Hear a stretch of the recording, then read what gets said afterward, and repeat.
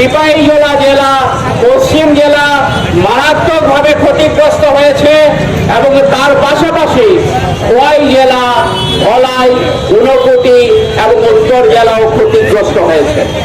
এই ক্ষতিগ্রস্ত মানুষের জন্য বন্যার বিপদের আশঙ্কা করে আমাদের সরকারি স্তরে বিভিন্ন দপ্তর আছে।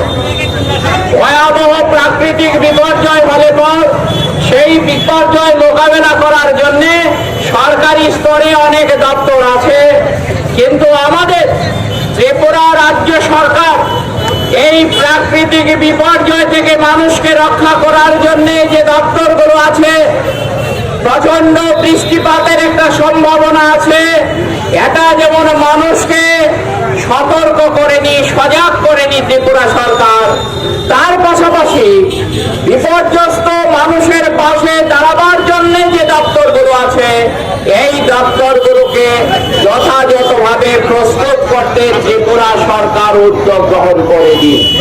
এর ফলে আমরা লক্ষ্য করেছি বন্যায় যারা ক্ষতিগ্রস্ত হয়েছেন সেই সমস্ত মানুষরা তারা দারুণভাবে বিপর্যস্ত যখন হয়েছে, সরকারি সাহায্য সরকার তাদের পাশে খুব বেশি দাঁড়াতে পারেনি।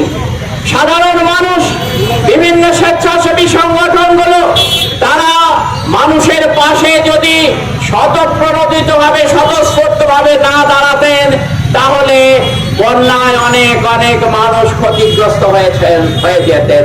আপনারা শুনেছেন গতকাল সিপিআইএম এর সদস্য সোনামুড়া মহকুমায় বন্যায় গলা জল পর্যন্ত নেমে মানুষদের সাহায্য করছিলেন।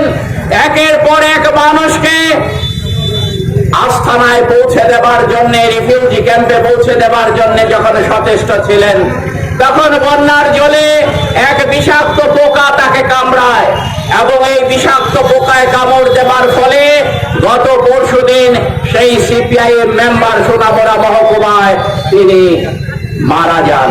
তাহলে এভাবে মানুষের পাশে বিভিন্ন গণতান্ত্রিক সংগঠনগুলো দাঁড়িয়েছেন, সরকারের দিক থেকে উদ্যোগ আমরা লক্ষ্য করিনি। আর এখনো বন্যার জল নেমে গেলে পরেও এখনো বহু ত্রাণ শিবিরে মানুষের আছেন, সেই মানুষদের রক্ষা এবং যারা বাড়িঘরে ফিরে গেছেন তাদেরকে বাঁচানোর জন্য, তাদের বাড়িঘর তৈরি করে দেওয়ার জন্য সরকারের দিক থেকে ব্যক্তিগতভাবে প্রতিটি বাড়িতে গিয়ে যোগাযোগ করা, তাদের পাশে দাঁড়ানোর জন্য সরকারের কোনো হেলদোল আমরা দেখছি না।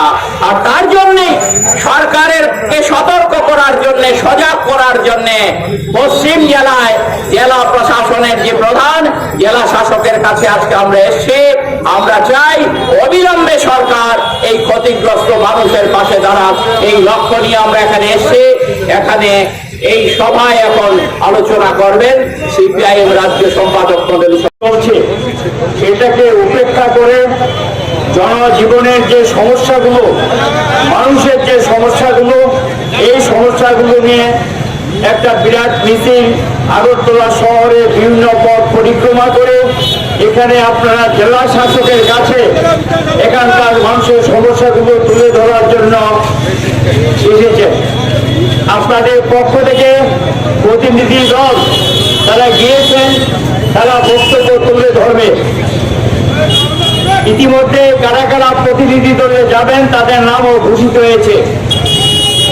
বন্যা বিপর্যয় আমাদের রাজ্যে নতুন না, এর আগেও বন্যা হয়েছে।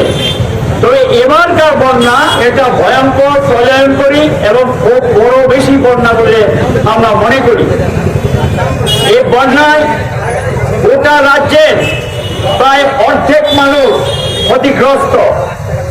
কয়েকটা মহকুমা বাদ দিয়ে অধিকাংশ মহকুমা জেলাগুলো নানাভাবে সেখানকার মানুষ বন্যায় আক্রান্ত হয়েছেন বা ক্ষতিগ্রস্ত হয়েছেন এবং এই বন্যার্তদের সাহায্যের দাবিকে সামনে রেখে ইতিমধ্যে আমাদের কর্মীরা এগিয়ে এসেছেন, আমাদের সমর্থক দলবিরা এগিয়ে এসেছেন। বন্যা হতে পারে এই সম্পর্কে আবহাওয়া দপ্তর থেকে আগে একটা ভবিষ্যৎবাণী ছিল, কিন্তু আমাদের রাজ্যের সরকার এটা মানুষকে যেভাবে অবহিত করা দরকার মানুষকে অবহিত করেননি এবং আগাম সতর্কতা যেটা দেওয়া দরকার ছিল সেই সতর্কতা দেননি। 1983 সালে একটা বন্যা হয়েছিল, সেই বন্যায়ও মানুষকে আমরা আগাম সতর্ক করেছিলাম, সেটাকে মোকাবিলা করেছি। ইতিমধ্যে 33 জনের মতো মানুষ এই বন্যায় মারা গিয়েছেন। যারা মারা গিয়েছেন তাদের প্রতি আমরা সমবেদনা জানাচ্ছি জমায়েতের পক্ষ থেকে। এতগুলো প্রাণ গেল, এটাকে তো আটকানো যেত যদি আগাম ব্যবস্থা সরকারের দিক থেকে থাকতো। মানুষকে বন্যার সময় কিভাবে উদ্ধার করতে হয়, কিভাবে যেখানে বন্যা থেকে রক্ষা পাওয়া যায় সেখানে নিয়ে যেতে হয়, তার জন্য আগাম ক্যাম্প করতে হয় এবং যে এলাকাগুলো নদীর পার্শ্ববর্তী এলাকা সেখান থেকে মানুষকে বুঝিয়ে সরিয়ে নিতে হয়। এটা সরকারের দায়িত্বের মধ্যে পড়ে। আমরা লক্ষ্য করলাম সরকার সেই দায়িত্ব পালন করলেন না। ব্যাপক বৃষ্টিপাত হলো, সেই বৃষ্টিতে আপনাদের আগরতলা শহর কোমর সবার জলের নিচে ডুবে এলো। সারা রাজ্যে জলে মানুষ সেখানে কিভাবে জীবন রক্ষা করবে এই অবস্থা তৈরি হয়েছিল। অনেকে মারা গেছেন, সেই মৃতদেহ পর্যন্ত সৎকার করা যায়নি, দেরিতে সেখানে সৎকার করতে হয়েছে। একটা পরিস্থিতি যে ভয়ঙ্কর তৈরি হয়েছিল, এটাকে রক্ষা করার জন্য কিভাবে মানুষকে বাঁচানো যায়, এটা সরকারের দিক থেকে যদি আগাম কিছু ব্যবস্থা থাকতো তাহলে এত ক্ষতি হতো বলে আমাদের মনে হয় না। যাই হোক, আমাদের যারা বামফ্রন্টের কর্মী নেতারা তারা তাদের সাধ্য অনুযায়ী বন্যার্থ মানুষকে রক্ষা করার জন্য এগিয়ে এসেছেন এবং একজনের জীবন্ত বিপন্ন হলো। গত পরশুদিন আইএলএস হাসপাতালে সে মারা গেছেন, সোনামুড়া মহকুমা। সে একটা মানুষকে বাঁচাতে গিয়ে তার জীবন উৎসর্গ করেছেন। এখানেও আগরতলা ইন্দ্রনগর এলাকায় এই ধরনের একটা ঘটনা ঘটেছে। আমরা এখন এই বন্যা নিয়ে রাজনীতি বা দলবাজি করতে চাই না, কিন্তু মানুষের কথা বলাটা যদি দলবাজি হয় কি করা যাবে? মানুষের সমস্যার কথা বলা যদি সেখানে এটাকে রাজনীতি বলা হয় বলবেন, মানুষের সমস্যার কথা তুলে ধরাতেই তো রাজনীতি, এবং এটাই কি বলে সঠিক রাজনীতি। অল পার্টি মিটিং ডেকেছে, আমরা সরকারের কাছে গিয়ে বলেছি সমস্ত প্রকার সহযোগিতার হাত আমরা বাড়িয়ে দেব।